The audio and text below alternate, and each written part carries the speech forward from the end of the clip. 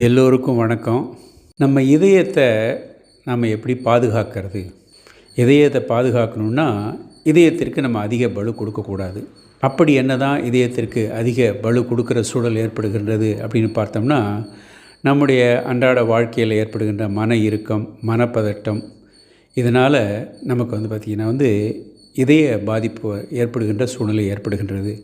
அது மட்டும் இல்லாமல் நம்முடைய வாழ்க்கை முறையில் நம்ம பயன்படுத்துகின்ற உணவுகள் வாழ்க்கை முறையில் நம்ம பயன்படுத்துகின்ற உணவுகள் அந்த உணவில் இருக்கிற பல தீங்கு தருகின்ற ரசாயன பொருட்களும் அதிக கொழுப்பு சேர்ந்த உணவுகளும் நாம் பயன்படுத்திட்டு உடற்பயிற்சி இல்லாமல் இருந்தோம்னா இரத்த குழாய்கள்லாம் போய் கொழுப்பு படிக்கின்ற ஒரு சூழ்நிலை ஏற்படுகின்றது. இப்போ இரத்த குழாயில் கொழுப்பு படிந்த பிறகு இரத்த ஓட்டம் உடல் முழுவதும் போவதற்கு இருதயம் ரொம்ப கடினமாக வேலை செய்ய வேண்டிய ஒரு சூழ்நிலை ஏற்படுது. அப்போ இந்த இருதயம் கடினமாக வேலை செய்யும்போது நாளாவட்டத்தில் இருதய பலவீனம் நமக்கு ஏற்பட வாய்ப்பு உள்ளதுங்க. இதற்கு பாரம்பரிய மருத்துவத்தில் எதுவும் தீர்வு இருக்குதா? அற்புதமான தீர்வு இருக்குதுங்க.